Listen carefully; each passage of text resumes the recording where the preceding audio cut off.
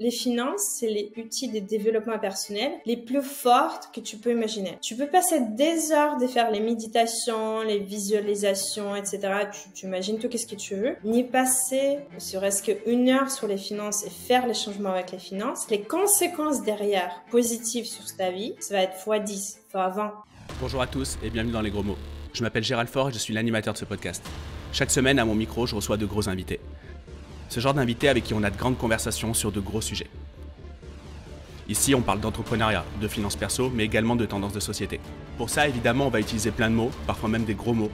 Mais nous ne nous en veux pas parce que peut-être qu'ici, tu entendras le mot ou la phrase qui te permettra d'avoir le gros déclic dans ta vie pro ou dans ta vie perso. Si tu veux rejoindre cette grande aventure, clique sur le bouton pour t'abonner. Et maintenant, je te souhaite un bon et gros épisode. Bonne écoute. Donc ça y est, ça démarre. Avec Katia, j'ai l'impression qu'on a passé notre journée en ligne aujourd'hui, puisqu'on s'est déjà parlé ce matin. En tout cas, ça me fait super plaisir de te recevoir sur le podcast. On se connaît depuis pas très longtemps. Et je suis sûr qu'on va apprendre à se connaître pendant cette heure. Et surtout, tu vas nous parler de ton expertise. Et donc, en fait, c'est comme je te le disais, c'est un double win cet épisode. Et je suis très, très, très content que tu aies accepté qu'on le fasse. Ça a été ultra fluide pour l'organiser. On le fait et je suis sûr qu'on va y apprendre plein de choses. Comment vas-tu ? Écoute, c'est avec plaisir. J'ai aussi l'impression que les feelings qu'elle est bien passé. Et en plus, on va parler des finances personnelles. Je peux en parler pendant des heures et j'adore accompagner les femmes sur ces sujets-là. Bon, mais trop bien. En plus, tu sais, moi, j'adore les finances perso. J'en ai parlé plusieurs fois ici, mais pas assez. J'ai dû en parler 5 ou 6 fois sur 80 épisodes. Et donc, c'est pas assez. Les gens, à chaque fois, ils me demandent des épisodes sur l'immobilier. Alors que l'immobilier, bon, moi, j'en fais un peu comme tout le monde, comme tous les Français. J'ai un peu l'impression qu'il y en a beaucoup. C'est le truc préféré. Mais en fait, d'en parler à chaque fois, ça me gonfle. Donc là, c'est cool. Ça nous donne l'occasion de parler d'un sujet passionnant. Pas mal. Et du coup, pour qu'on puisse savoir un petit peu qui tu es, si jamais les gens ne te connaissent pas encore, comment tu te présentes ? Alors, bonjour, je suis Katia Finance, coach en finances personnelles et j'accompagne les femmes à prendre en main leurs finances personnelles tout simplement. Donc, j'aide les femmes à sortir des découvertes, des endettements, des manques de gestion. En fait, en gros, si tu imagines une caca financière, donc nos finances, c'est une boîte noire, on n'y sait pas qu'est-ce qui se passe dedans, ça nous stresse, on a beaucoup d'anxiété. Moi, je vous sors de cette situation en 3 mois. Je vous apprends à bien gérer ses finances. Et après, bien évidemment, niveau supérieur, au moment où on gère bien, on commence à accumuler une épargne. Là, on va aller vers l'investissement. Mais d'abord, on va passer par cette première étape qui est la bonne gestion de ses finances personnelles. Ton système, ça fait un peu penser au système, tu sais, quand on doit perdre du poids. Il y a 2 façons de le faire où soit je vais prendre des recettes bêtes et méchantes et je sais que je vais pas tenir le truc, ou soit je réapprends à me nourrir. Je fais une rééducation, enfin, j'apprends l'alimentation et dans ce cas-là, c'est beaucoup plus durable dans le temps. Est-ce que je me trompe ou pas ? J'ai vu que tu as fait la grimace. Ouais, moi, c'est plus le deuxième parce que déjà, je crois pas du tout. En fait, c'est serrer les ceintures, d'arrêter de dépenser, de faire les efforts. Ça ne marche pas. La nature humaine fait que c'est les souffrances et si on est dans les souffrances, ça ne va pas marcher. En plus, la plupart du temps, quand on travaille avec les femmes, on travaille avec un écosystème. Il faut pas oublier qu'il y en a dans les foyers la plupart du temps. On a notre mari, les enfants, etc. Parfois, c'est la famille recomposée. Donc, c'est pas que le changement vis-à-vis des femmes qu'il faut apporter, mais c'est le changement d'écosystème. On n'y peut pas faire, c'est dans les souffrances. Donc, moi, c'est plus par les connaissances des finances personnelles, on commence à gérer et ce n'est plus des stress, ça devient une manière de vivre et on gère bien ça dans sa fluidité. Et c'est pour ça qu'on arrive à voir les femmes qui, après 25, 30, et c'est pas en blague, 30 ans de découvert, ils vont sortir des découvertes en 3 mois et ensuite ils vont être en positif parce que suffit parfois juste un petit changement et ce changement c'est pas avec les douleurs et en appuyant sur ce changement qu'on va le faire, mais on fait un petit déclic et ça change tout en fait.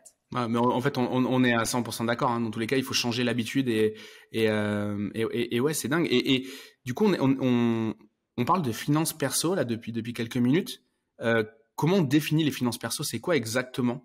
Est-ce que parce que finance, il y a tout ce qui est le champ sémantique de la financiarisation, mais là on est vraiment presque dans le budget plus en fait.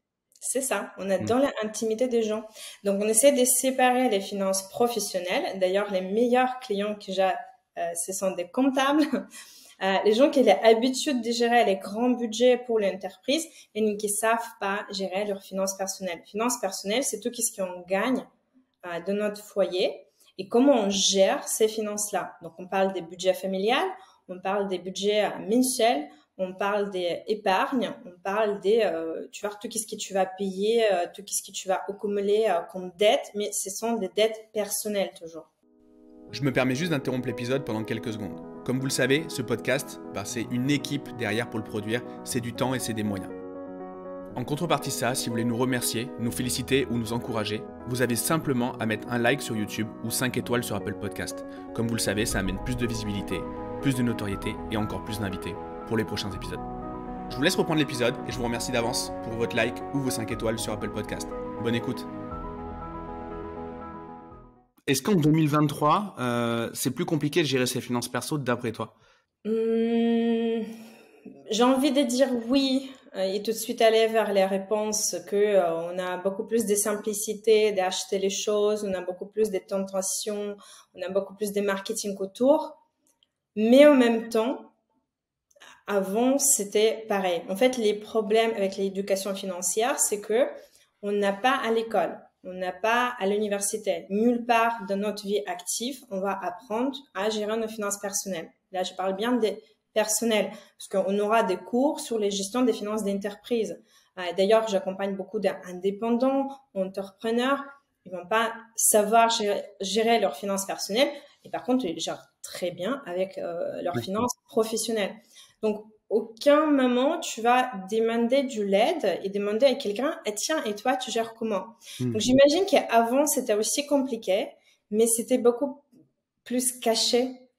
C'est quand on dit que, je sais pas, les films porno, ça n'existait pas. Si, ça existait, mais ça s'est passé en main, en vieille cassette, je sais pas quoi. Donc ici, c'est pareil, en fait, c'est caché.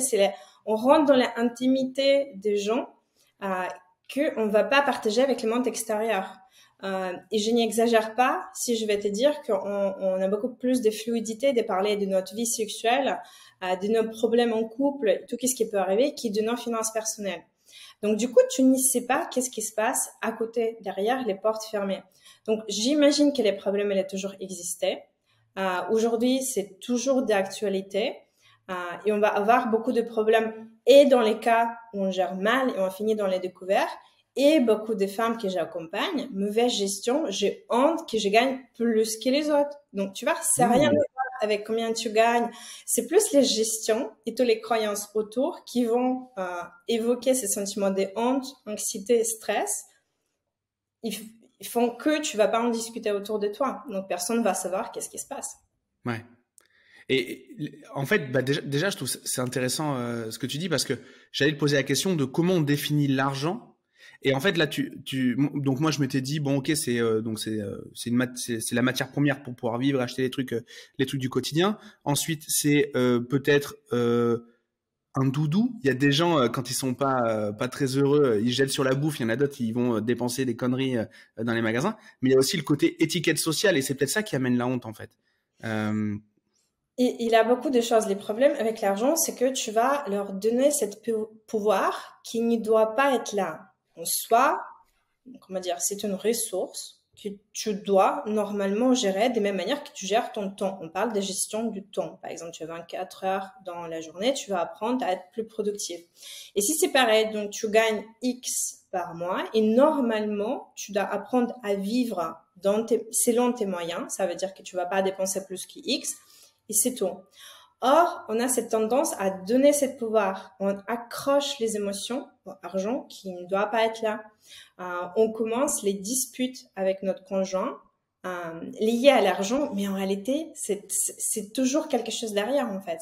Argent, ça te permet de cacher beaucoup de non-dits, beaucoup des émotions, beaucoup de croyances, beaucoup de ton estime de toi, les manières dont tu vois les mondes, la manière dont tu veux être perçu. Donc, tu vas relater tout ça autour, les sujets qui sont censés être simples, puisqu'en soi, tu gagnes 100, tu n'y dépenses pas plus que 100 par mois, basta. Mais on commence à attacher beaucoup d'importance à toutes les histoires familiales, les loyautés familiales, les croyances, etc. C'est que ça grandit les sujets et ça devient un monstre auquel on ne peut pas toucher parce que ça fait peur. Et du coup, si depuis des années, on n'a pas surveillé nos finances personnelles, on dit, oula, je vais même pas aller parce que dès que je touche, tu sais, ça va exploser, c'est un caca auquel je ne peux pas toucher parce que tout de suite, ça explose. En réalité, on peut dégrandir les trucs assez rapidement, mais c'est compliqué émotionnellement parce que j'ai envie de dire 99% des gens qui viennent me voir, qui j'accompagne, les viennent en pensant qu'on va faire les budgets, on va apprendre à faire les budgets annuels, mensuels, etc. Et oui, on les fait, mais ça prend peut-être 10% d'accompagnement. Donc, ils vont venir me voir pour ça, mais on finit par 90% d'accompagnement à traiter les croyances, les émotions, les stress, les relations avec les autres, les peurs des manques, les peurs de réussir, etc. Donc, c'est beaucoup de psychologie au final que des chiffres en soi. Oui, bien sûr. Et est-ce que on entend de par ton petit accent et ton prénom que tu n'es peut-être pas française d'origine, et donc du coup ma question, sans te savoir, je sais pas si tu veux en parler, mais surtout ma question elle est, est-ce que les Français ou les Occidentaux sont plus mauvais que les autres pour gérer leurs finances? Les Français ou les Françaises d'ailleurs, parce que ta spécialité c'est ouais, c'est vrai que je suis spécialisée en femmes. On n'est pas plus mauvaise, mais on accorde beaucoup plus de négativité à cet aspect de notre vie. Donc moi, je viens de Biélorussie, d'où un petit accent. Donc déjà, j'ai tous les éducations russophones, on peut dire. Après, je suis partie, j'ai fait les études au collège américain et avec les professeurs venant du Canada. Donc j'ai tous les aspects anglophones. Donc toutes mes études, qu'est-ce que j'ai fait, c'était en anglais. Tous les livres, les formations que j'ai fait, c'était en anglais. Donc c'est une approche complètement différente. Et en arrivant en France, moi, j'étais choquée par les tabous. On n'a pas droit d'en discuter en famille. Tu sais, comme à table, on parle jamais des religions, des politiques. En France, tu ajoutes argent. On parle pas. On n'a pas droit de poser les questions. Et du coup, on n'a pas cette connaissance. Et donc, beaucoup des femmes avec qui je travaille, ils vont me dire que j'ai vu ma mère faire des comptes et l'éducation s'arrête là. Ça veut dire quoi faire de compte? Qu'est-ce qui se passe après? Et si on finit à découvert, tu vois, on n'a pas cette habitude d'aller au bout de notre démarche et en discuter. J'imagine il y a partout les gens qui gèrent mal pour les raisons différentes. Aux États-Unis, on va parler des crédits, accès au crédit qui est trop facile. Si on n'a pas les mêmes problèmes, mais ici on a plus les problèmes des tabous et le fait qu'on va pas en discuter. Et d'ailleurs, ça revient assez souvent dans les communautés privées avec les femmes qu'on accompagne. C'est beaucoup plus simple de parler argent avec les inconnus sur Internet que en famille. Donc, il y a beaucoup de femmes qui vont avoir beaucoup plus de conversations, mais au cœur ouvert, avec les chiffres, avec les détails, avec toutes les informations que tu peux imaginer, avec les inconnus qu'ils ont rencontrés en ligne il y a 2 jours, dans les mêmes problématiques, dans les mêmes situations, qu'avec leur mari, avec qui ils ont depuis 20 ans. Et si tu devais, si on est dans les gros stéréotypes, ton accompagnement, il serait forcément différent si tu accompagnais des hommes. Et c'est quoi la différence de la relation avec l'argent qu'ont les hommes versus les femmes avec l'argent? Il y a énormément de différences. Là, je ne suis vraiment pas dans les démarches d'être féministe, pas féministe, etc. Non. C'est vraiment basé sur les statistiques, basé sur les études. Non, c'est juste pour préciser. C'est pas par les croyances personnelles que je l'ai dit ça. C'est basé sur les études qui ont été faites. À l'époque, personnellement, j'ai étudié beaucoup les developmental economics. C'est les économies des pays en développement, type Afrique, etc. Comment on peut aider les pays en détresse. Il y a beaucoup des études qui ont montré que si tu veux soulever les niveaux économiques des pays, aide les femmes. Parce que les femmes, elles vont apprendre, elles vont partager les connaissances dans les foyers, ils vont partager les connaissances autour, dans les villages, avec les enfants, etc. Donc, si tu vas éduquer une seule femme, tu vas éduquer 10 personnes autour. Tandis que les hommes, tu vas éduquer un homme, c'est un homme. Voilà, ça s'arrête là. Les femmes, par tout ce rôle social aujourd'hui, tous les points sociales, ils vont être beaucoup plus dépendants de leur famille. Donc, et si tu veux, ça change tout, en fait. Elle n'y réfléchit pas femme seulement, elle réfléchit mère des familles, foyer. Et du coup, ça change tout, en fait. Les manières dont on va voir les dettes, les manières dont on va calculer les risques, les manières est-ce qu'on va se permettre de lancer cette reconversion professionnelle, les manières on va se sentir dépendant ou indépendante, les manières on va mettre de côté, ça change tout dans ta manière de réagir. Et c'est pour ça que l'accompagnement, il est différent, parce qu'en accompagnant les femmes, on doit beaucoup plus travailler avec des émotions. Au bout d'un moment, c'est la vérité, en fait. Avec les émotions, avec les peurs, avec ces différents rôles sociaux. Est-ce que je suis une bonne mère, mais en même temps, je peux être le bon employé qui va aller demander l'augmentation, par exemple. Est-ce que j'ai les droits de lancer mon business et gagner plus, tandis que j'ai les bébés à la maison? Et je dois être disponible. Si le bébé est malade, qui on appelle en première? Maman. Sa mère. Bien sûr. Et c'est pas pour dire que les hommes sont méchants, mais c'est juste les sociétés et la vie actuelle fait que les femmes, ils vont pas avoir les mêmes poids de responsabilités, les mêmes temps disponibles, les mêmes éducations et les mêmes croyances. Et du coup, pour changer leurs finances personnelles, on est obligé de travailler avec tout ce bagage qui est beaucoup plus lourd, tout simplement, que pour les hommes. Ouais. Et ouais, donc c'est clair. Et après, je pense que pour changer ça, ça serait, tu vois là, s'il fallait faire une notice pour changer cet état d'esprit-là, en sachant que moi, le néo-féminisme, j'ai pas de problème avec le féminisme en tant que tel, mais le néo-féminisme, c'est le mouvement politique qui va avec. C'est pas du tout ma tasse de thé, j'en ai déjà parlé plusieurs fois, et ça n'a rien à voir avec ça. Mais s'il fallait changer ces stéréotypes, ces croyances, elles sont tellement ancrées, je sais même pas par quoi il faudrait commencer. Ça va prendre des années et des années. Personnellement, je pense pas à ceux qui disent qu'en quelques années, on peut tout changer et tout. Il faut changer à la fois et les croyances des femmes et les croyances des hommes. Donc, on met beaucoup des victimisations sur les hommes que c'est votre faute et tout. Non, les femmes aussi, ils vont pas se permettre, ils vont pas avoir cette habitude de prendre des risques. Parce qu'on était éduqués comme ça, tu ne peux pas changer. Si ça fait 30 ans qu'on t'a dit que voilà, c'est toi qui dois regarder les petites si elle est malade, tu ne peux pas changer ça un jour de lendemain. Donc, ça doit venir de deux côtés. Ça va prendre du temps. Mais j'ai pu te dire déjà que ça change. Même au niveau des femmes que j'accompagne. Les femmes de certain âge, je n'ai pas envie de dire qu'ils ont vieux, pas du tout, mais en comparaison avec les femmes dans l'académie. Déjà, le spectre, je sais pas, les nanas les plus jeunes que tu accompagnes et les plus âgées, ça va être quoi déjà ton spectre global? Alors, il y a quelques années encore, c'était 35-47. Là, depuis les 2 dernières années, 42-60. J'ai pris un spectre de l'âge beaucoup plus en l'âge qu'avant. J'ai vu énormément, ça a changé énormément. Je crois que c'est avec toutes les réformes des retraites, avec tous les changements qui arrivent. Voilà, il y a beaucoup de femmes qui en sortent en l'âge, qui disent, il me reste 5, 10, 15 ans avant la retraite. J'ai passé toute ma vie, je n'ai pas économisé suffisamment, je n'ai pas investi, je n'ai pas bien géré mes finances. Quoi faire? Donc, ils vont aller chercher les solutions et c'est là où ils vont tomber sur quatre finances.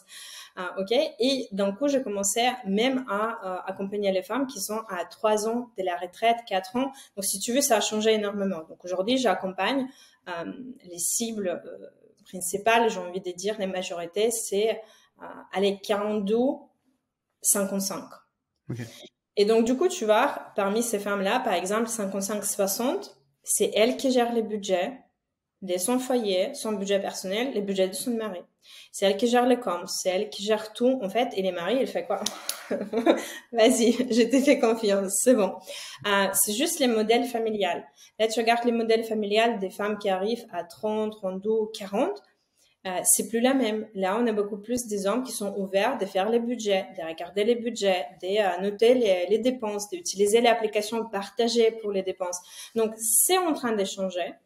Avec toutes les médiatisations autour des sujets, c'est en train de changer, mais ça va prendre encore un peu de temps, c'est sûr. Est-ce qu'il y a des fintechs, là tu parlais d'applications partagées, etc. Il y a des fintechs qui... Parce que ma prochaine question, c'était de parler du couple. J'ai marqué couple point d'interrogation. Donc, j'avais parlé de plein de choses. Je voulais savoir si les hommes étaient des mauvais gestionnaires ou pas. Mais est-ce que déjà, il y a des fintechs, des applis, des technologies qui aident quand même à gérer tout ça? On est en plein boom en France. Il y a énormément de fintechs qui arrivent. D'abord, on a vu les vagues de tous les fintechs liés à l'investissement et surtout l'investissement pour la retraite. Donc, tout ce qui a épargné pour votre retraite, investissez en bourse. On a tous les robots advisors qui sont arrivés. On a toutes les applications pour investir en bourse qui ont arrivé. Ça n'y date pas des 10-20 ans. Tout ça, c'est assez jeune. Et là, on va voir les nouveaux booms, entre guillemets, des applications partagées. Et c'est plus l'application des organisations familiales dont les finances partagées. Parce que on va pas parler que des finances personnelles, on va faire les budgets et partager ça avec les hommes, mais on a aussi parlé des plannings, les listes de courses, etc. Donc, tu vois, comme les hommes, ils prennent beaucoup plus de responsabilités, ils vont participer beaucoup plus qu'avant. Là, on a une vraie question de dire, OK, comment on va savoir qui va aller chercher les petits aujourd'hui?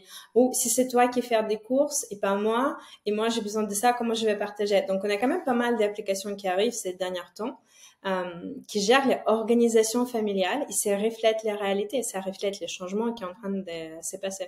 Ouais. Nous, on cherche toujours avec ma femme une solution.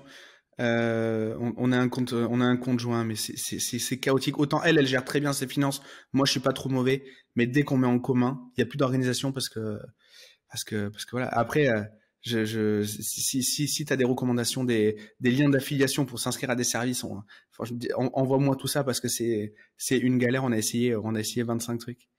Et donc du coup, dans ces couples-là, l'argent, j'imagine, je te laisse peut-être déconstruire cette croyance, mais que c'est un des problèmes principaux du couple. C'est pas nécessairement l'argent qui est le problème principal, c'est le manque de communication et manque de suivi.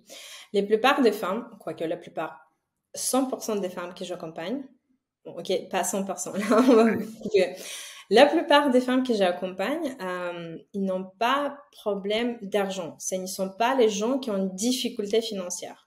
Donc, il y a beaucoup de gens qui croient que j'accompagne, entre guillemets, les pauvres. Et d'ailleurs, c'est ce qui m'avait fait halluciner quand tu m'avais présenté le truc. J'avais complètement halluciné, ouais. Il y a beaucoup de gens qui vraiment envoyaient les commentaires sur Instagram. Je vais partager mes iPad, par exemple, où je vais partager mes écouteurs que je viens d'acheter, Apple. Ils vont me dire, bah non, partage pas avec tes clients. Ils sont tous des peurs, ça va tilter, ça se fait pas, etc. Moi, je dis, bah non, les gars, en fait, comme je vois les femmes que j'accompagne dans les foyers, on est à 6 000, 10 000, 15 000, et les sortants qui sont plusieurs dizaines milliers d'euros sur le compte d'épargne, ce ne sont pas des gens qui ont des difficultés financières. Parce que si tu as une vraie difficulté financière, tu sais compter tes sous. Je peux te dire que tu sais à 1 euro près combien coûtent les choses chez Monoprix, Franprix à côté. Tu sais trouver les manières d'optimiser. Tu n'as pas les choix.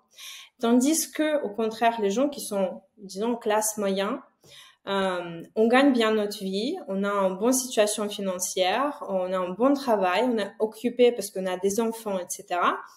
On dit, bah, ça va, on finit pas trop au découvert. La plupart du temps, on va être au découvert autorisé. Donc, on n'est pas encore à jour, sinon c'est grave. Non, c'est pas notre cas. On a un découvert, ça traîne depuis des années. Voilà. C'est juste les manques des gestions, il manque des connaissances en finances personnelles. Et c'est pour ça que j'ai dit que parfois, il suffit un petit truc qui va tout changer et on va sortir de découvert parce que on n'est pas dans les situations où on n'a pas d'argent. On est dans les situations où j'ai de l'argent, je ne sais pas les gérer. Et encore pire, je ne sais pas gérer moi-même. Quand je me mets avec mon mari qui, lui, pareil, il ne sait pas gérer, il ne veut pas trop se prendre la tête parce que, bah, pourquoi? Je gagne bien ma vie, hein. Et là, tu as cette notion explosive où, effectivement, on va finir en découvert, où on va perdre beaucoup d'argent. Et pire encore, si on va pas finir en découvert. On va voir les soldes positifs, on va dire tout va bien, mais on se rend pas compte de tous les gâchis qu'on est en train de faire. Et c'est au moment où on va vouloir investir ou faire quelque chose de différent qu'on va se rendre compte qu'on a un problème. De dire, OK, par contre, on a 2 salaires, très bonne situation familiale, ça fait 5 ans qu'on n'a pas parti en vacances. Il y a les trucs qui clochent quelque part. Et c'est là ils vont commencer à se poser les questions, qu'on a un problème notamment, et on va commencer à analyser les situations, et on va trouver les solutions, tu vois. Donc, attention, ce ne sont pas des pauvres, selon la définition des pauvretés en Ouais, France. c'est ça. Bah justement, j'avais ma question. J'ai dit, c'est quoi enfin, en gros, j'avais marqué les riches à découvert. C'est à cause de quoi? Les riches, ils sont à découvert à cause de quoi? C'est quoi? C'est un manque de temps? C'est un manque de vigilance parce que justement, il y en a trop et du coup, ça dilue l'intérêt qu'ils ont pour l'argent. C'est quoi les grands motifs des cadres sup comme ça ou des gens qui ont des beaux revenus? Pourquoi ils se retrouvent à découvert? Et c'est là le but des finances personnelles. C'est personnel. Les découvertes, c'est un symptôme des problèmes ailleurs. En fait, si tu as découvert, ça veut dire que quelque part ailleurs, tu es en train de faire un grand caca et on ne sait pas qu'est-ce que c'est. Les découvertes sont un symptôme. C'est quand, je ne sais pas si tu as mal à la tête, bah, ça peut te montrer plusieurs choses. Plusieurs jours d'affilée, plusieurs années d'affilée, tu as mal à la tête, tu te dis au bout d'un moment, il y a quelque chose ailleurs, quelque part. Donc, tu vas chercher. Donc, les découvertes, ils montrent une problématique. Les problématiques, ça peut être quoi? Mauvaise gestion, dépenses émotionnelles, trop de dépenses pour les enfants. Ça, c'est les cas très, très souvent que nous, comme on était petits, on nous a serré les ceintures, on n'a pas acheté beaucoup de choses. Donc, je veux surcompenser Ouais, bien pour sûr. les enfants, même si c'est pas du tout nécessaire. Mauvaise estime des soi, et on va essayer pareil surcompenser. Je suis timide, je n'arrive pas à négocier un salaire, donc là ça va être plus, je suis une excellente expert quelque part, ça fait 10 ans que je n'ai pas augmenté mon salaire. C'est assez rare. Je vais voir une vraie problématique type quelqu'un qui va jouer au loto ou quelqu'un qui va dépenser trop en alcool, aux cigarettes, Donc, qu'est-ce que tu peux imaginer? Assez souvent, les problèmes, il est banal dans le sens que c'est les choses qui arrivent tout le temps. On n'y compte pas. On pense que on dépense 300 euros en nourriture par semaine. En réalité, c'est 700. Mais comme dans ma tête, j'ai dit c'est 300, donc il me reste encore tant, ça va. Arrivé fin du mois, manque de temps. Je vais jamais réserver mes vacances. Je vais les faire au dernier moment. Je vais payer 3 fois plus cher. J'y suis occupée. Donc, si tu veux, finance, ça passe toujours au dernier plan. Je vais la faire les soirs. Peut-être je suis fatiguée, j'en ai marre, je vais passer une journée compliquée. Bon, ok, prochaine fois. Donc, comme ça n'a jamais les priorités, on les traite pas, tout simplement. On prend pas le temps, ne serait-ce que regarder notre compte et savoir combien est-ce qu'on a dépensé et combien est-ce qu'il nous reste à la fin du mois. Et si en plus tu as d'où qui dépense, je ne sais pas combien je gagne. D'ailleurs, il y a beaucoup de femmes qui ne savent pas réellement si on est indépendant ou auto-entrepreneur, par exemple. Oui, s'il me manque un peu, je vais prendre sur mon entreprise. Demain, je vais prendre encore plus. Donc, déjà, c'est caca à côté personnel. Ensuite, on met les problématiques sur l'entreprise qui a rien à voir. Il faut vraiment séparer. Donc, si tout ça, ça fait que on a un problème, mais on n'y considère pas les finances comme en sphère de développement personnel, je ne sais pas, qu'on peut améliorer parce que jusqu'à là, ça n'existait pas. On va dire, j'ai pris les points, je vais aller voir un coach sportif, je vais me mettre au sport. J'ai un problème avec mon mari, peut-être je vais aller voir les psychologues ou des couples. J'ai un problème avec mes finances. Bah, c'est comme ça. Tu vois, jusqu'à là, on n'a pas eu les solutions. Donc, et du coup, il y a beaucoup de choses qui peuvent se cacher derrière. Tout ça, c'est pour répondre à ta question initiale. Il y a beaucoup de choses qui peuvent se cacher derrière les découvertes. Et c'est là où c'est personnel. Et dans chaque couple et pour chaque femme, ça va être différent.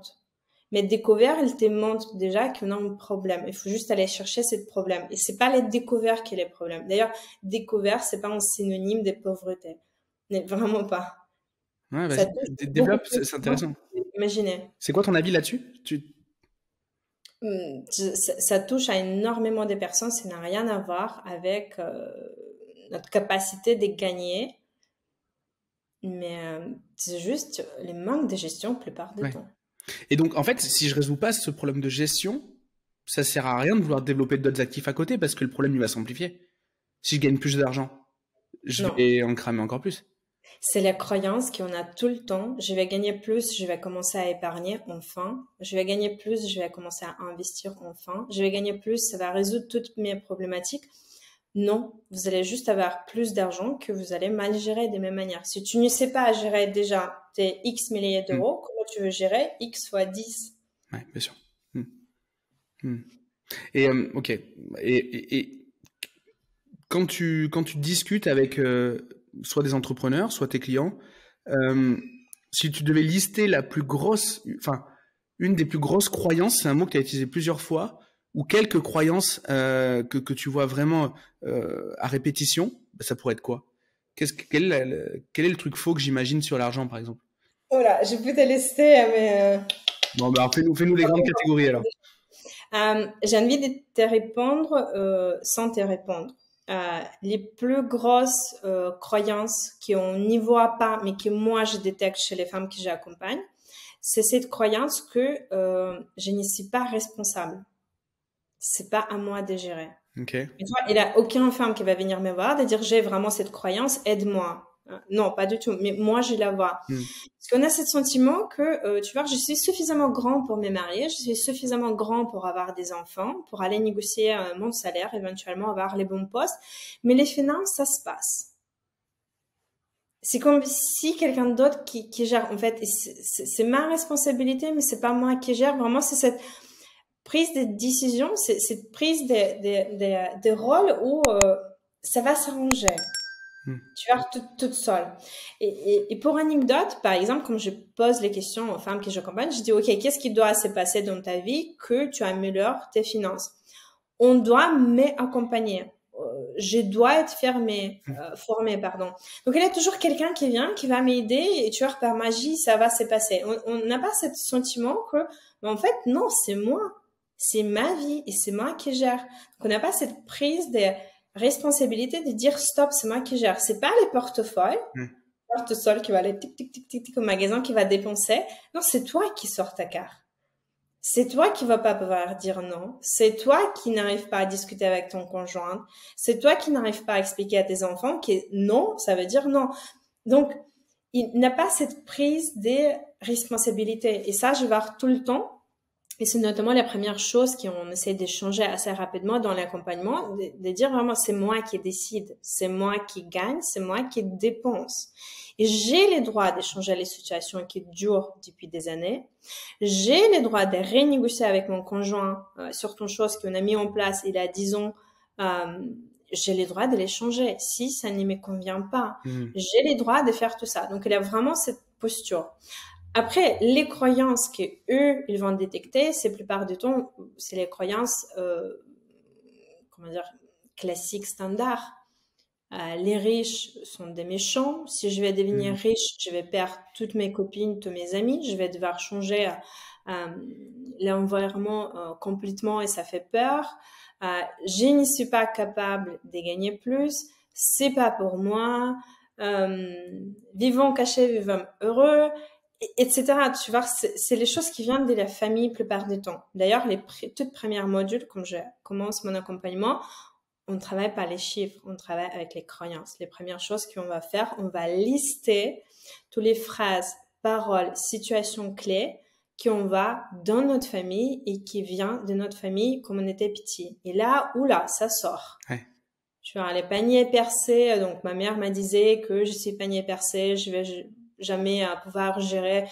Tu imagines si tu attends ça pendant 10 ans, comme tu as petit. Ouais, tu l'imprimes, hein, bien sûr, ça reste, ouais, bien sûr. Ouais, donc tout l'impact qu'on va avoir de notre famille, de notre conjoint, de nos copines, etc. C'est toutes les croyances qui ça se travaille, mais on n'a pas l'habitude de les identifier. Juste se rendre compte que ça fait 10 ans que mon père dit que les entrepreneurs ils sont tous des ok. Et moi, j'ai vu lancer mon business, j'ai un rêve, mais je n'arrive pas à passer les caps. Et je comprends pas qu'est-ce qui me bloque. Or, au final, c'est même pas les finances derrière, c'est peut-être les croyances parce que je ne veux pas être déloyale vis-à-vis des croyances de mon père. Ça me parle à 1000%. En plus, on en avait déjà un petit peu parlé tous les deux en off, mais c'est exactement ce que les gens de mon incubateur vivent, mes clients. Donc, pour ceux qui ne savent pas, mais en gros, on a un programme qui accompagne les entrepreneurs de l'idée jusqu'au fait de lancer son business. Donc, c'est vraiment toute cette phase de go-to-market. Et en fait, c'est exactement ça. Nous, on a environ 60% de femmes Et en fait, très souvent, c'est juste l'étiquette qu'on leur colle sur le front en tant qu'entrepreneur, qui est une étiquette que elle-même se colle sur le front, hein. Et d'ailleurs, c'est une étiquette qui n'existe même pas, qui en fait pose le plus de problèmes. Et donc ça, et le fait de prendre du temps pour soi, parce qu'on a on a des femmes qui ont déjà plusieurs enfants, et qui au final toute leur vie elle a été dictée, etc. Donc c'est soit les étiquettes que elles se sont mises, soit soit le fait qu'elles se priorisent pas. Et donc en fait j'ai l'impression que potentiellement c'est les mêmes femmes qui viennent dans ton programme. Oui, j'ai l'impression que c'est plus ou moins le même profil parce qu'effectivement, il y a beaucoup de femmes que je vais accompagner. Ils vont avoir ce déclic que on a un problème. On va venir, on va travailler sur les finances. Mais dès que tu touches aux finances, j'ai eu des divorces après mes programmes, j'ai eu des séparations, j'ai eu des lancements de business, j'ai eu des achats d'appartements, etc. Donc, tu regardes les conséquences. C'est On très touche à structurant. ça. Ouais. Mais en fait, oui, ça change toute ta vie autour parce qu'au final, tu ne peux pas changer les finances sans comprendre qu'est-ce que tu veux faire, où est-ce que tu veux dépenser, qu'est-ce qui est important pour toi, pourquoi tu gagnes pas suffisamment, peut-être tu t'es fait chier dans ton job et voilà, c'est pas ça que tu veux faire. Donc, tu commences tout de suite à changer autour. Donc, les finances, c'est les outils de développement personnel les plus fortes que tu peux imaginer. Tu peux passer des heures de faire les méditations, les visualisations, etc. Tu imagines tout qu'est-ce que tu veux. Ni passer serait-ce qu'une heure sur les finances et faire les changements avec les finances, les conséquences derrière positives sur ta vie, ça va être x10, x20. Et donc, assez souvent, on touche aux finances. Assez rapidement, on va aller vers les développements personnels, si ce n'est pas à partir des premières rencontres ou les premiers modules. Et ensuite, comme les boules de neige, ça va accumuler, tu vas changer, tu vas peut-être changer l'entreprise, tu vas créer ton activité, tu vas enfin... Tu vois, c'est comme développement personnel, tu vas apprendre à maîtriser un aspect et tout de suite, ça va être positif ailleurs. Donc, tu apprends à maîtriser tes émotions, maîtriser tes dépenses. Bah, tu sais maîtriser tes émotions pour les négociations des salaires, par exemple. Tout de suite, ça va être positif ailleurs. Ouais, hyper intéressant. J'avais une question. Je voulais te poser des questions. Je voulais te demander, pardon, si tu as des best practices, je sais pas, une règle un peu, je sais pas, les 3 règles qu'on peut tous appliquer dans notre quotidien pour améliorer notre rapport à l'argent. Est-ce que, je sais pas, est-ce que tu aurais ça sur l'étagère et que tu pourrais nous expliquer l'impact que ça a là-dessus? Je peux en donner un, moi, que j'ai, parce que j'ai tendance à avoir le FOMO. Alors, je dépense très très peu, j'essaie d'être le plus minimaliste possible. D'où les t-shirts noirs. Alors, c'est pas une question d'argent, mais c'est une question de minimalisme. Quand je veux quelque chose, je m'oblige d'attendre au moins 4 jours pour ne pas avoir le FOMO. Ces 4 jours-là, ils sont obligatoires. Je décante pendant 4 jours mon impulsion d'achat. Est-ce que déjà tu penses que 4 jours c'est suffisant? Ou est-ce que tu penses déjà que c'est une bonne méthode? Ça fait partie des astuces qu'on utilise pour les bonnes gestions. C'est comme partout, tu peux avoir une astuce qui va changer ta vie. Tu peux avoir 10 astuces qui passent à côté, qui va avoir aucun impact. Ma manière de faire mon méthode, c'est changer les situations financières dans globalité. Les astuces, je peux te sortir 300. D'ailleurs, j'ai écrit un livre et dans les livres, on essayait de mettre un astuce, budget, un organisation, un dev perso et un coaching en finance. Donc, on a 4 astuces par page. Par jour, il y en a à 180 pages. Et tu vois, je les sortais en mode, ça ne pose même pas les problèmes de te sortir les astuces et tout. Donc, moi, j'ai plus tendance de dire, OK, si vous voulez un vrai changement, regardez les situations dans sa globalité. Et pour regarder les situations dans sa globalité, c'est que n'est pas compté, ne peut pas être changé. C'est comme les prises des poids. Encore une fois, si tu veux perdre les poids, les premières choses qu'on va te demander, c'est aller te peser pour savoir combien tu pèses actuellement, pour avoir les poids des mesures.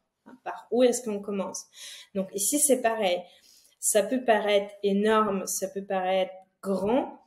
Pour commencer à changer ta situation financière, il faut voir ce point 1. Donc, du coup, on commence à compter et poser les bases, tout simplement. Un cahier stylo, ça suffit. Combien je gagne, combien je dépense, où je dépense, combien il me reste à la fin du mois. Sinon, suis les structures de budget. Revenus, épargne, dette, dépenses. combien il me reste à la fin du mois. Dès que tu vas commencer à toucher à ces chiffres-là, tu prends 10 minutes de ton temps juste pour noter. Là, c'est déjà beaucoup plus visible et ça va te changer la vie parce que tu vas te rendre compte. Après, comme on dit en anglais, tu sais, les calendriers et les comptes en banque, ils montent jamais. Tu peux me dire autant que tu veux que tu adores tes enfants et que tu as les femmes qui adorent te former. Si je regarde ton budget et je vois 0 dépenses en formation, 0 dépenses pour les enfants, mais je parle pas des habits ou les choses qui, voilà, crèche, etc. Mais en vraie dépense, on va sortir et passer une journée en famille. Tu dis une chose, ton budget me montre d'autres choses. Donc, techniquement, les chiffres, ce sont réflexions de ce que tu penses, en quoi tu crois, même si tu es d'accord ou pas d'accord. Et ça me montre tout de suite les évolutions. Tu veux changer les métiers, tu commences à mettre de côté pour ce changement, tu y crois. Ça fait 10 ans que tu veux, tu dis que tu veux changer les métiers et tu as 0 épargne prévue. Ouais. Tu peux dire autant que tu veux changer, mais on sait très bien que ça va pas se faire. Donc, tu vois, c'est les réflexions de tes croyances. Et qu'est-ce que tu penses réellement? Donc, au moment où tu commences à traiter tes finances comme quelque chose que tu peux changer, mesurer, et c'est toi qui décides, là, elle a un vrai changement. Après, oui, les astuces, ok, elle est enveloppe budgétaire, avoir les différents comptes d'épargne, épargner dès les premières des mois. D'ailleurs, les virements automatiques, on épargne pas ce qu'il nous reste à la fin des mois. On épargne dès les moments où on touche notre paye. On épargne minimum 10% de tous nos revenus confondus, etc. Tu vois, tout ça, c'est les bonnes règles. Mais je peux te dire autant d'astuces que tu veux pendant tout le temps qu'il nous reste de cette podcast. Si tu ne crois pas, tu vas pas l'appliquer. Donc, moi, les seules astuces que j'ai envie de te donner, sortez vos chiffres et essayez de regarder vos chiffres, votre budget, comme si c'était les personnes qui vous connaissaient pas. Qu'est-ce que les chiffres sont en train de vous dire? Est-ce que cette personne, voilà, elle dépense pour elle-même? D'ailleurs, beaucoup de femmes, 0 dépenses personnelles. 0. Je passe toujours en dernière. Là, tout de suite, ça me monte. Tu vois, qu'est-ce que tu penses de toi et de ton temps et ton énergie? Trop de dépenses. Je sais pas, on shopping les soirs, on regarde Amazon à minuit, on dépense. Ça veut dire que tu t'ennuies, en fait. Tu es en train de ton navigateur, tu as rien à faire. Tu sais de trouver les émotions avec ton shopping. Donc, essaie de regarder tes finances. C'est quelque chose qui va te montrer, en fait. Et c'est hyper intéressant. Désolée pour l'astuce, mais... non, c'est trop bien. Non, c'est trop bien, ça me parle beaucoup. En plus, derrière chacune des anecdotes que tu as données, j'ai imaginé un pote ou une pote à moi à chaque fois. Donc, tu vois, je pense que j'ai une liste de prospects à te fournir. Non, mais c'est hyper intéressant. Moi, toute ma vie, j'ai entendu mon père dire à ma mère, je gagne l'argent, toi, tu le dépenses. Et en fait, quand tu regardes ce qu'elle dépensait, elle dépense pas pour elle, quoi, tu vois. Donc c'était assez drôle. Mais après, pour le coup, les deux travaillaient, donc les deux gagnaient de l'argent et les deux dépensaient. Donc tu vois, c'était non, mais c'est vrai que on entend ces trucs des fois. C'est hyper intéressant. Comment t'es venu à faire ça, toi? Est-ce que tu avais une passion pour la psychologie? C'est une histoire personnelle qui t'a amené là? Enfin, sans rentrer dans des choses qui nous regardent pas, mais c'est quoi qui t'a motivé à entreprendre là-dedans? Je pense que ma motivation principale, c'était quitter la Biélorussie. J'ai quitté mon pays natal quand j'ai eu 17 ans. J'ai toujours savais que je ne veux pas habiter en Biélorussie, je voulais sortir. Or, tu habites dans les pays où 5 euros, c'est un dîner pour les deux. Okay? Pour aller quelque part, voilà, il faut beaucoup d'argent. À 17 ans, tu n'as pas les possibilités de gagner, tu veux partir. Donc, j'ai dû toujours me débrouiller pour trouver une manière alternative. Donc, là, je suis partie en collège américain. J'ai eu les bourses pour les études et pour le logement. Il y a très peu de gens qui ont réussi à obtenir ça.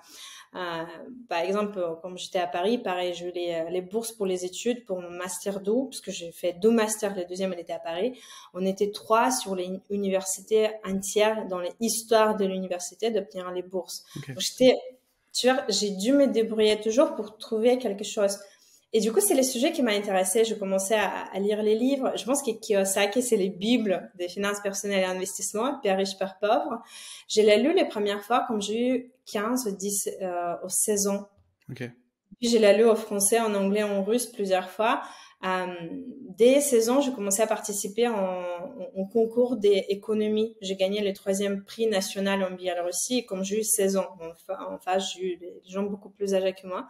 C'est juste les passions qui étaient là toujours, qui m'a amené à aller chercher les informations sur la bourse, sur l'investissement, sur les finances personnelles et les psychologies que j'adore et les économies de comportement.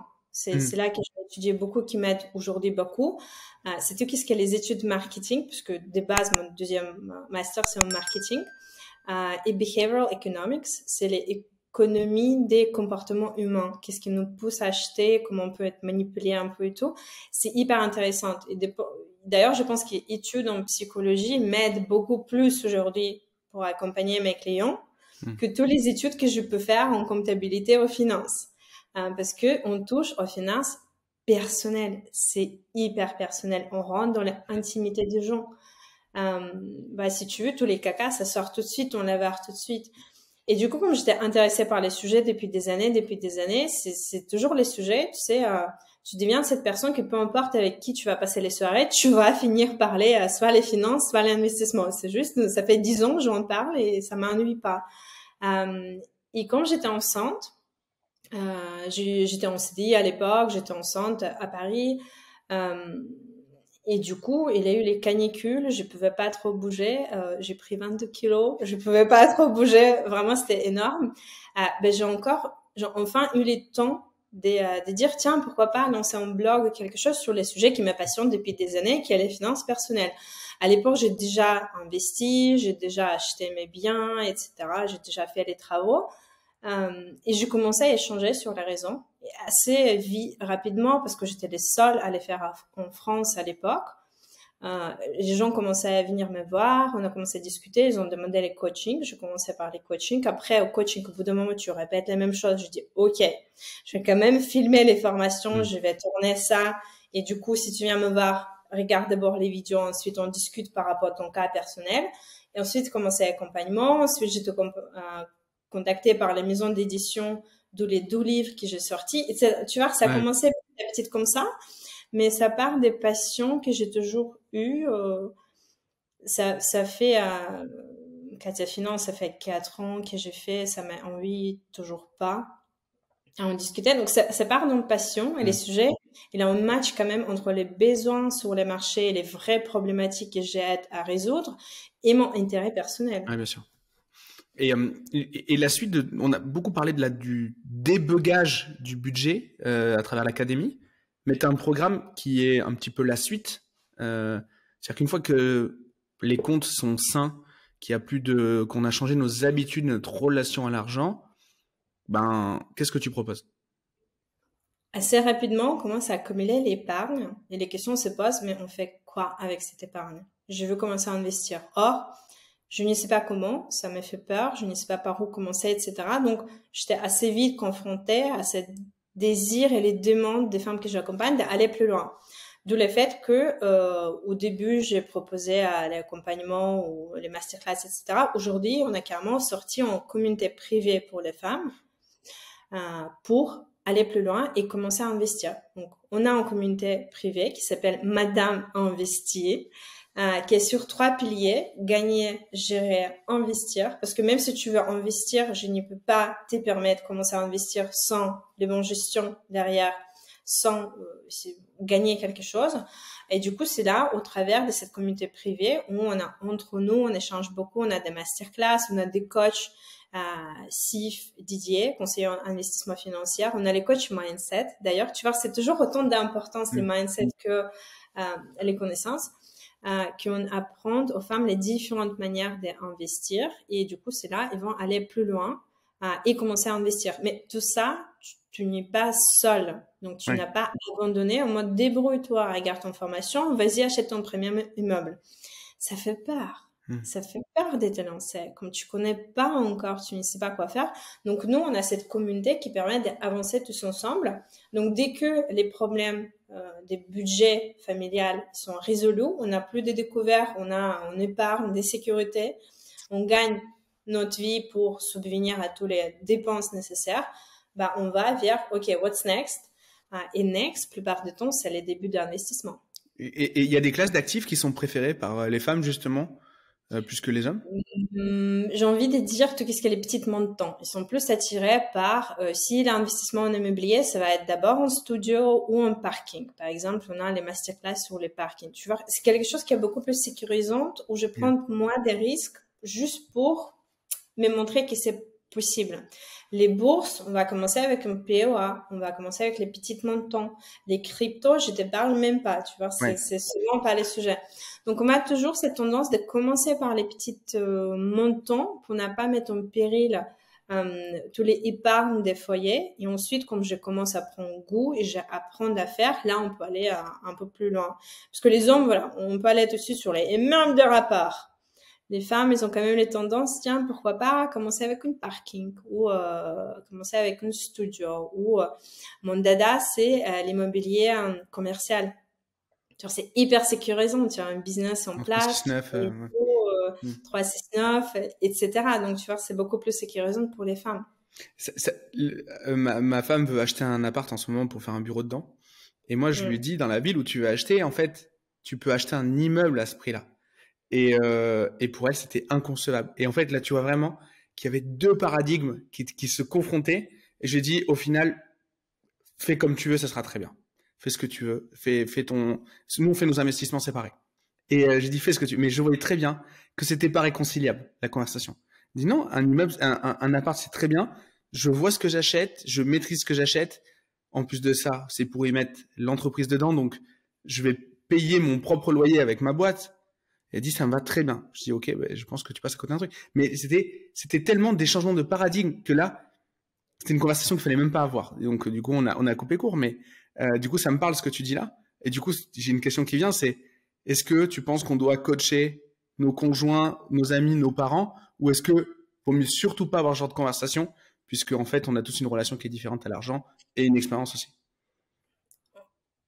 Il faut prendre sa responsabilité et dire que tu peux vouloir changer l'autre autant que tu veux, ça reste un adulte, ok? Tu as choisi cet adulte pour vivre avec. Tu fais des enfants avec, tu passes des années avec. Donc, au bout d'un moment, c'est ton personnalité en soi que tu ne veux pas. Tu peux essayer d'influencer, mais s'il ne veut pas, il ne veut pas. Moi, c'est que je crois personnellement, et c'est comme ça que ça s'est passé pour moi avec mon conjoint qui ne voulait absolument pas investir. Et à l'époque, on s'est rencontrés, ça commence à dater, c'est 10, 14 ans qu'on est ensemble, je crois. Je sais même pas, tu vois, je ne sais pas une vraie femme qui garde les dates et tout. Allez, 2000, je sais pas. Plus que 10 ans qu'on est ensemble. Pareil, pour lui, c'est inimaginable, en fait, d'investir. Non, c'est hors des questions. Les familles des fonctionnaires, lui, il est fonctionnaire, voilà, salaire qui vient avec, on sait exactement combien on gagne, pas d'augmentation en vue. Donc, tu vois, c'est un univers qui est complètement fermé. Et moi, je lui parle d'investissement à Paris. Ouh, non. J'ai mis des années pour les convaincre parce qu'à l'époque, j'étais pas étudiante, pas nationalité française, pas les CD, rien du tout. Au bout d'un moment, je vais juste finir de dire, ok, si mon premier investissement, j'ai investi. Avec toi, sans toi, je m'en fous. Je voulais le faire depuis des années. Au bout d'un moment, je vais le faire. Et là, je peux te dire qu'elle a changé un avis en 3 jours, de dire au final, tu vois, on va les faire ensemble. On va les faire via la SCI. C'était pour les locaux commerciaux, notamment, tu vois, autant que femmes, locaux commerciaux, qui sont occupés. Donc, je sais combien je vais toucher la loyer, etc. Tu peux changer l'autre personne, par exemple. Par ton propre exemple. Tu commences à changer. Soit ça suit, soit ça suit pas. Ouais, ça me parle ça. Il y a beaucoup de femmes qui en accompagnent. Tu commences à changer toi-même, ça change les dynamiques dans les couples, ça change les dynamiques dans les familles changent. De venir et dire, tiens chérie, maintenant je veux que tu fasses comme ça, ouais. Je crois pas. Donc au bout d'un moment, il faut laisser tomber en fait. Tu es responsable de tes propres décisions, ta propre vie. Gère d'abord ton caca à toi en fait. Ouais.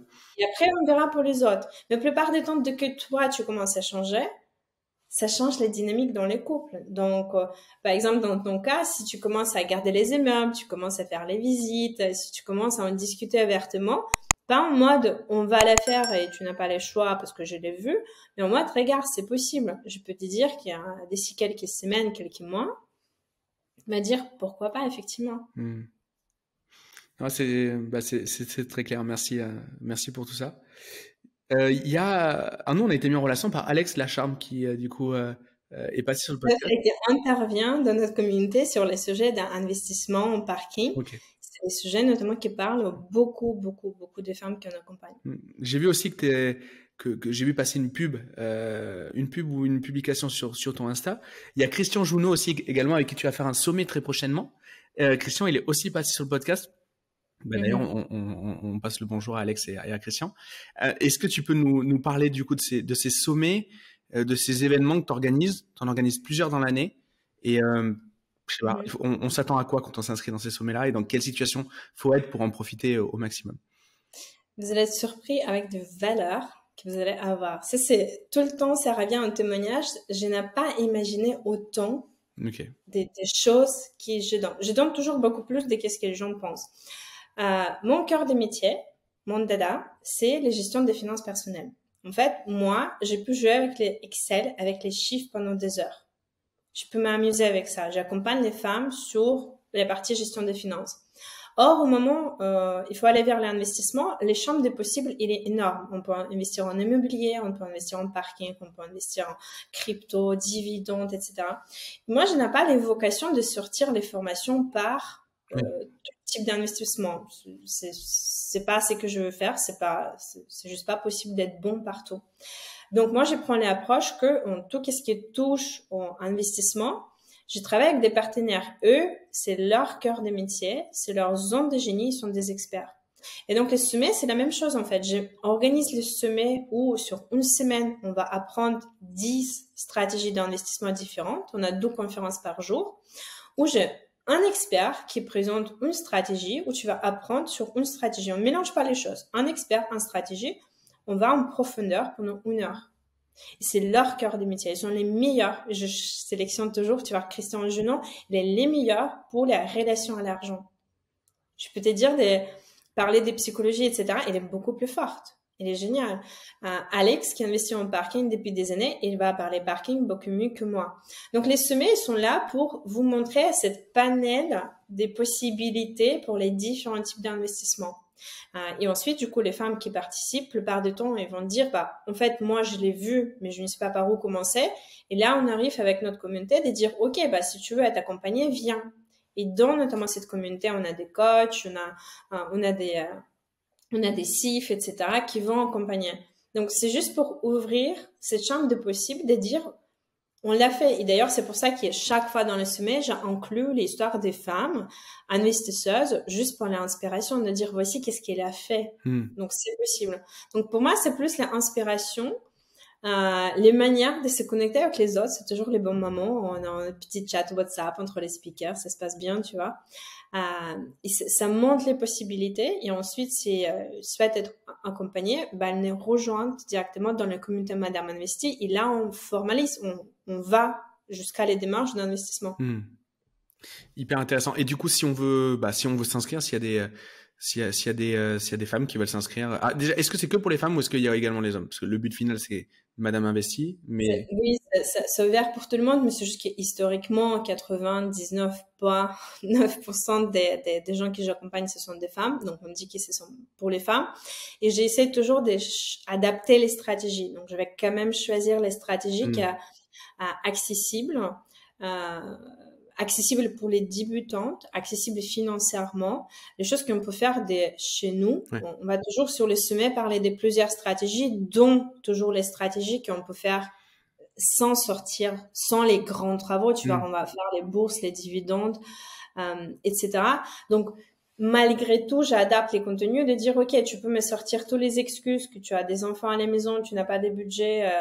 Ça a déjà été pensé, la stratégie a déjà été pensée pour ça. Ça a été déjà réfléchi. Donc, tu n'as pas de budget, tu as Alex qui va te parler des parkings. Parking, avec 4 000 €, on peut commencer.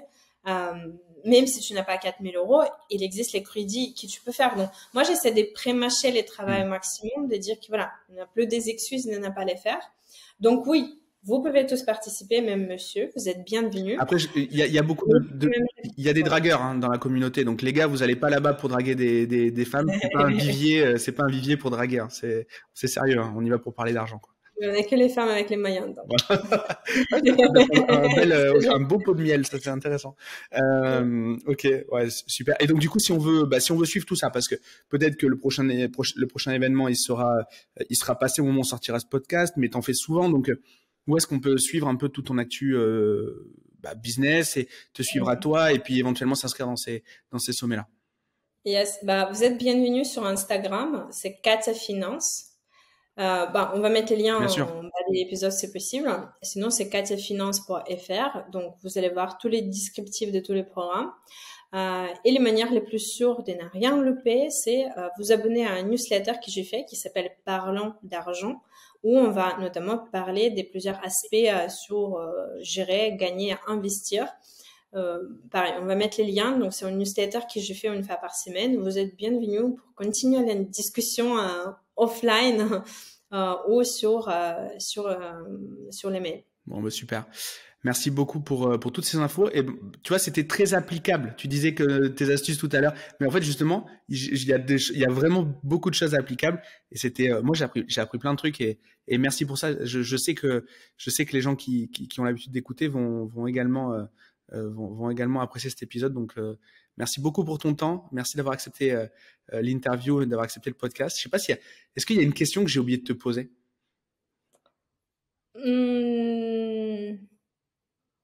Non, je pense pas, non. J'ai bien fait mon boulot, ça va? Yes, ça va. Bon, trop bien. On met tous les liens pour pouvoir te contacter. Je vous souhaite à tous du coup une bonne journée, j'espère que vous avez passé un bel épisode. Allez contacter Katia pour la remercier pour le temps qu'elle a passé avec nous et les lumières qu'elle nous a permis d'éclairer. Du coup, Katia, bonne journée également et je te dis à très bientôt. Super, merci pour l'invitation. Ciao, salut. ciao. Ça y est, l'épisode est terminé. Si tu es encore là, c'est que l'échange avec mon invité t'a certainement plu. Et la meilleure façon de le remercier, de me remercier, c'est de nous mettre un like ou un commentaire sur YouTube, ainsi que 5 étoiles sur Apple Podcast. Comme je te l'ai déjà dit, ça nous amène de la notoriété et ça nous permet d'avoir encore plus d'invités toutes les semaines à te proposer. N'hésite pas à me suivre et à me contacter sur les réseaux sociaux. Je réponds à tous les messages et je suis à ta disposition si tu veux discuter des différents sujets du podcast. J'ai plus qu'à te remercier pour ta fidélité. C'était Gérald. Bonne semaine.